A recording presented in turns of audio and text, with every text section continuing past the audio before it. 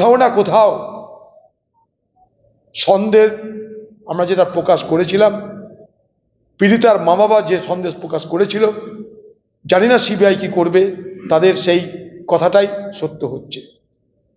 আমরা জানি যে কখনো বলা হয় दाल में कुछ काला है, এখন लगता है कि पूरा दाल ही काला है। दाल में कुछ काला नहीं बल्कि सारे दाल काला लग रही है। তো এই জায়গায় দাঁড়িয়ে কেউ কেউ ক্রোধের বশে বলছে এই সিবিআই এর উপরে ভরসা নাই, সিবিআই তোর উপরে ভরসা নাই, কখনো মনে হয় তোকে চিবিয়ে খায়। বাংলার মানুষের আজ এরকমই ক্রোধ এখানকার সিবিআইয়ের বিরুদ্ধে। এটুকু বলতে পারলাম। এই লড়াই থামবে না, এই লড়াই চলবে, কারণ সবাই জানে অপরাধ হয়েছে। অপরাধীদের বাঁচাতে তৎপর ছিল পশ্চিমবঙ্গের সরকার, পশ্চিমবঙ্গের পুলিশ, এটা আমরা সবাই দেখেছি নিজের চোখে। আজও পশ্চিমবঙ্গের মুখ্যমন্ত্রী এবং তার পার্টি এই অপরাধীদের রক্ষা করতে তৎপর। সন্দীপ বাবুকে আবার তার নিজ নিজ পদে দিয়ে দেওয়ার জন্য দিদি নিশ্চয়ই আগ্রহ প্রকাশ করবেন। তাদের ঘরের আড়ালের দুলাল এরা সব এক একটা ব্যক্তিত্ব। তাই এ বাংলায় বিচার মানুষ চাইছে, কিন্তু মনের মতন বিচার পাচ্ছে না। দেখুন,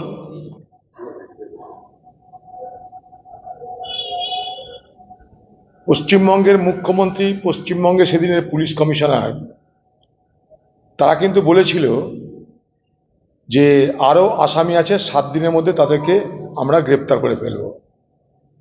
তার মানে রাজ্য সরকার বা রাজ্যের পুলিশ জানতো আরও আসামি আছে। পাশাপাশি হাইকোর্ট দায়িত্ব দিয়েছিল সিবিআইকে আরও পুঙ্খানুপুঙ্খ তদন্ত করতে। অদ্ভুতভাবে হাইকোর্ট তদন্তের দায়িত্ব দেওয়ার পর কিভাবে সুপ্রিম কোর্টের প্রধান বিচারপতি গোটা বিষয়টাকে টেক আপ করলেন, এবং যে সিবিআই এবং এই অপরাধের যে বিরোধিতার তীব্রতা, যা আইনি মোকাবেলা করবার যে সমস্ত ব্যবস্থা, সেটা কলকাতা হাইকোর্ট থেকে চলে গেল, তার ফোকাস উঠে সুপ্রিম কোর্টে। এবং তারপর থেকেই আমরা দেখতে পেলাম যেন সমস্ত কিছু একটু অগোছালো হতে আরম্ভ করল এবং মানুষের মধ্যে সন্দেহ প্রকাশ পেতে আরম্ভ করল। সেই সন্দেহ প্রকাশ পেতে পেতে সেই সন্দেহ সত্যতে রূপান্তরিত হতে চলল। সিবিআই বলেছিল যে এরা তথ্য প্রমাণ লোপাট করেছে, এরা অভিযুক্তদের সহযোগিতা করেছে, এরা অনেক কিছু জানে, তার জন্যই গ্রেপ্তার করা হয়েছিল।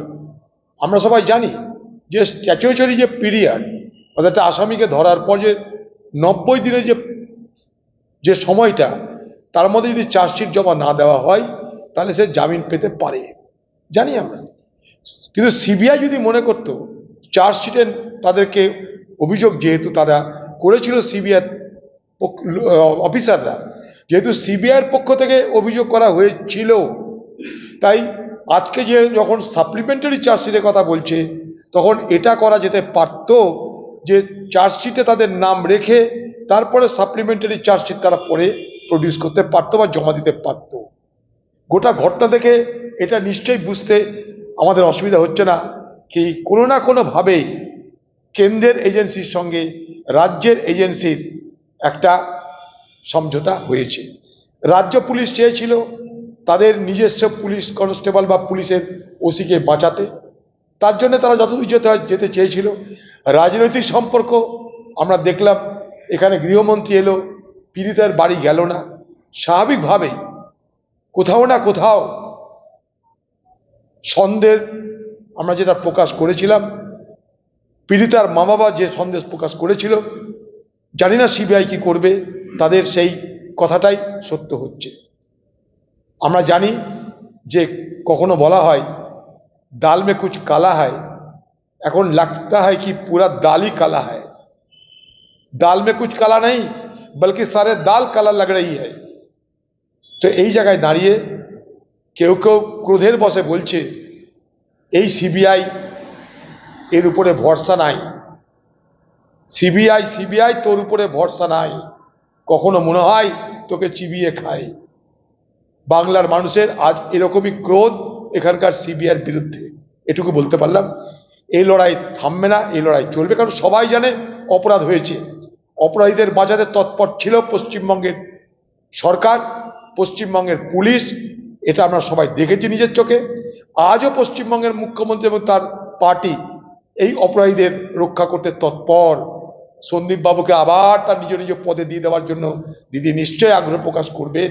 তাদের ঘরের আড়ালের দুলাল এরা সব এক একটা ব্যক্তিত্ব। তাই এ বাংলায় বিচার মানুষ চাইছে, কিন্তু মনের মতন বিচার পাচ্ছে না।